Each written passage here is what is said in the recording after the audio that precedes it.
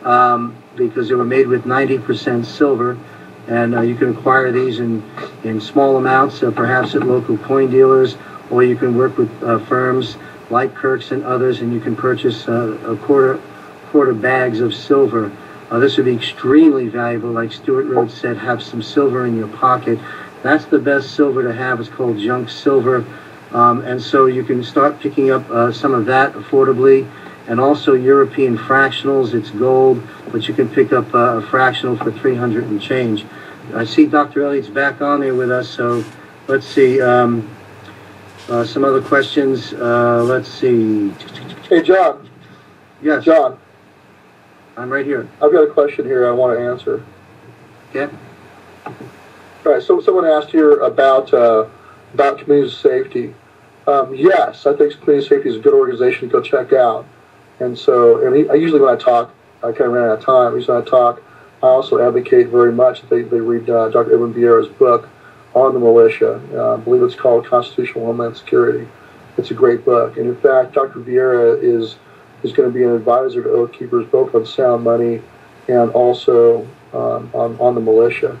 The difference between us and community safety is we're focusing very, very laser-like on veterans and trying to wake them up. So I don't see us as being a competitor with community safety by any means. Folks are more than welcome to go check them out and join in their efforts as well. But I feel honor-bound and responsible as the founder of Oath Keepers to wake up the veterans. And so I think I have, I'm in a unique position where I have probably the better chance of being able to wake the veterans up. I don't really see anybody else who's able to do what we can do. So that's our hope, is we can wake up every veteran in this country. But certainly people should avail themselves of all the work that's been done by Dr. Edwin Vieira and also communities of safety. So that's the answer to Brutus. Great. This is a question for either Dr. Elliott or Stuart. Someone asked a question about the debts that we presently have and the mortgages that we presently owe. As this crisis escalates and things come apart, will we be forced out of our homes? I'll take a stab at that real quick, Stuart. You may be forced out of your homes because, see, what mortgage companies can do is they can call your loan at any time. They can take it back whenever they want.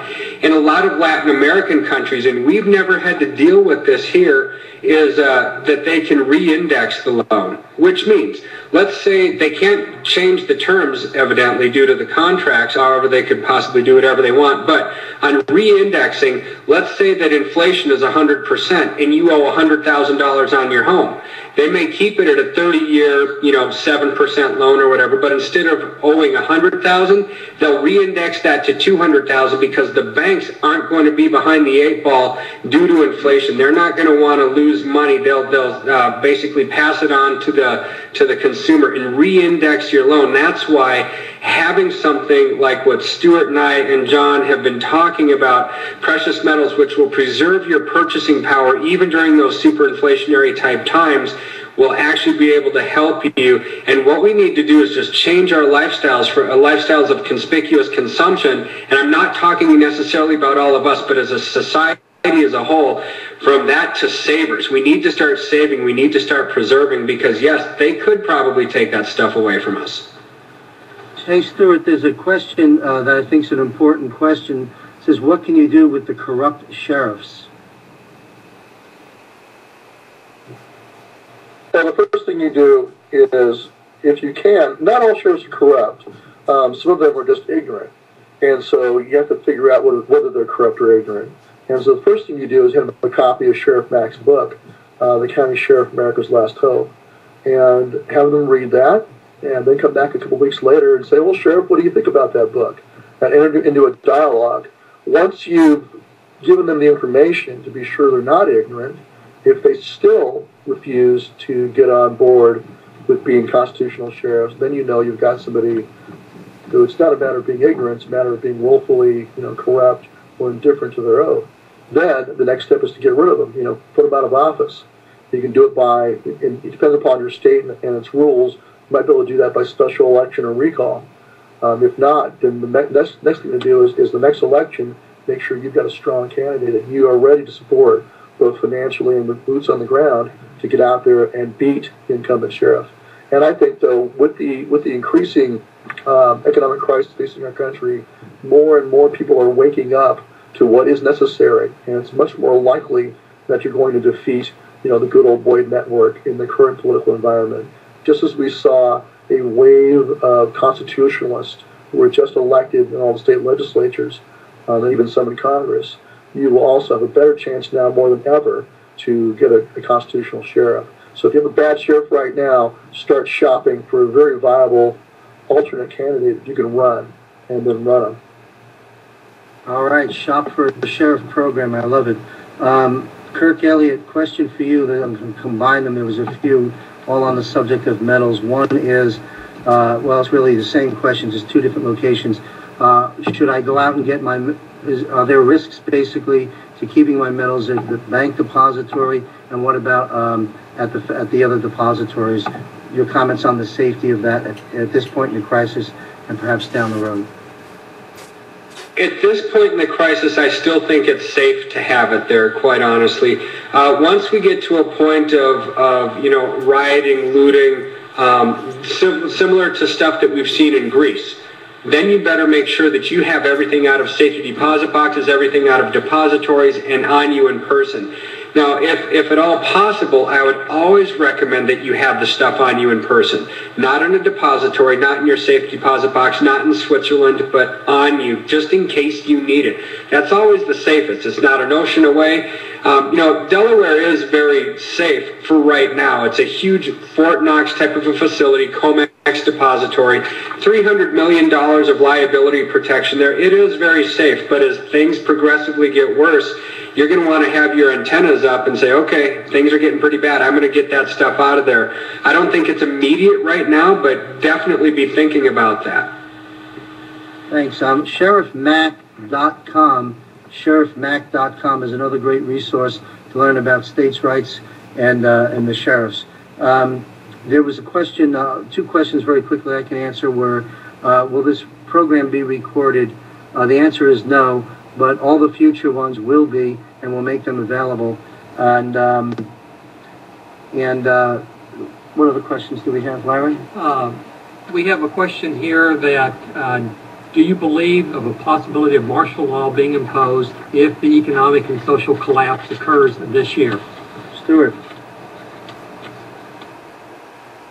Hopefully you can hear it. Yes, I think that's unfortunately highly probable. This is part of what I think is being planned, is that you collapse and cause a crisis, and then you sweep in and have a pretext for scrapping what's left of the Constitution. And so, as I said before, the way to prepare for that is twofold. One, reach as many current serving military as you can, and the message from you about martial law is that it's absolutely unconstitutional. It's nowhere in our Constitution.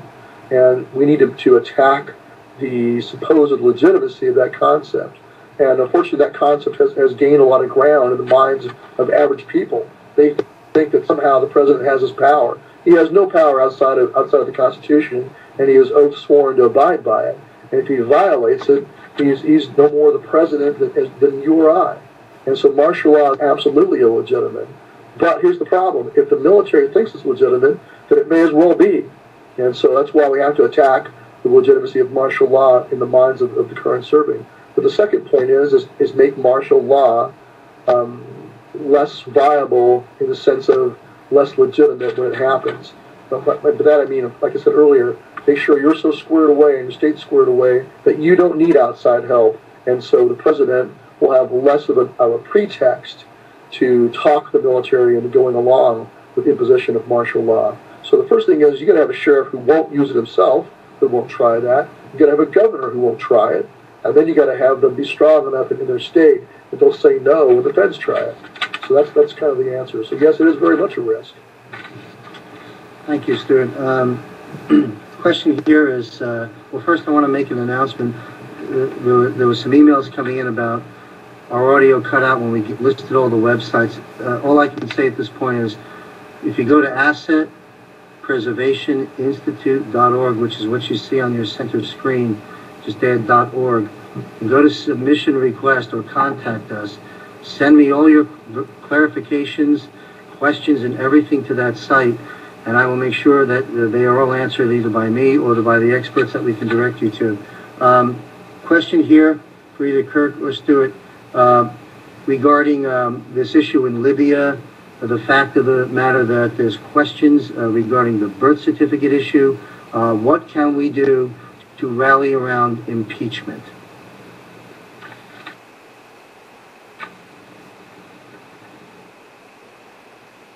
What was the question about Libya?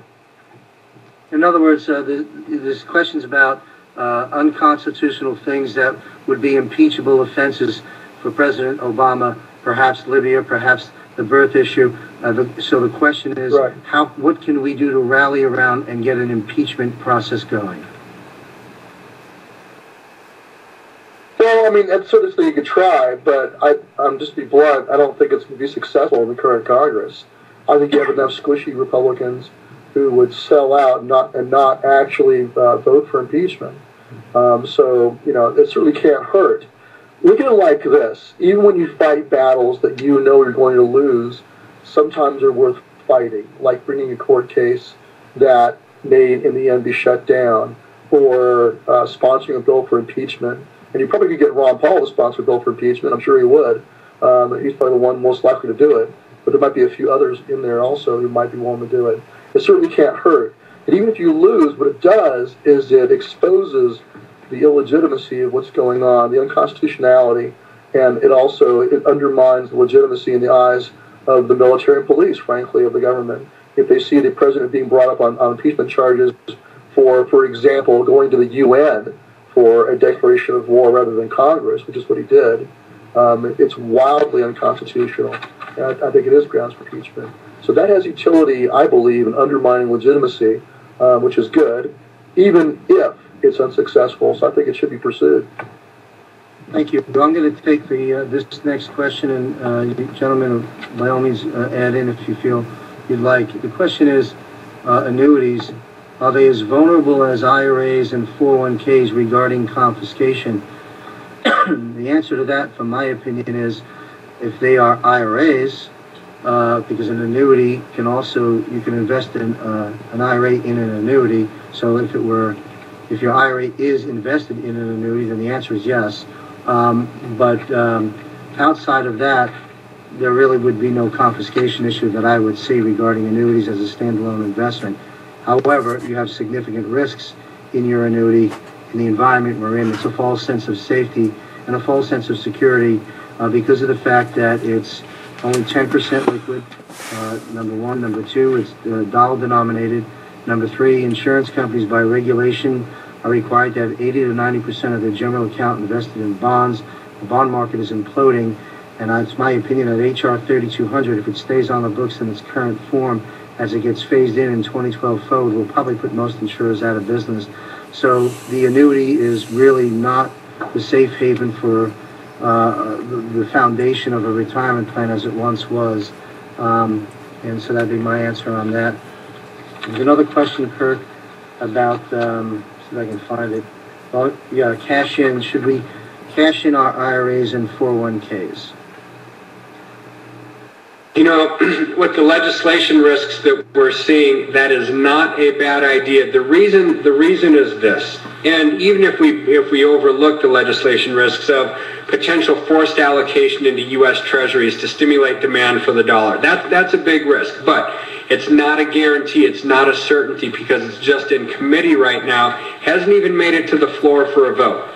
But the other issue I see is a taxation issue. See, when you distribute out of your IRAs, you're going to have to pay taxes at some point anyways. Well, with the $14 trillion debt that we have right now, decreasing revenues as people are losing their jobs and people spend less, so income tax revenues are going down, sales tax revenues are going down, property tax revenues are going down. See, there's a crunch there for capital, and so what happens when that happens is policymakers start raising taxes.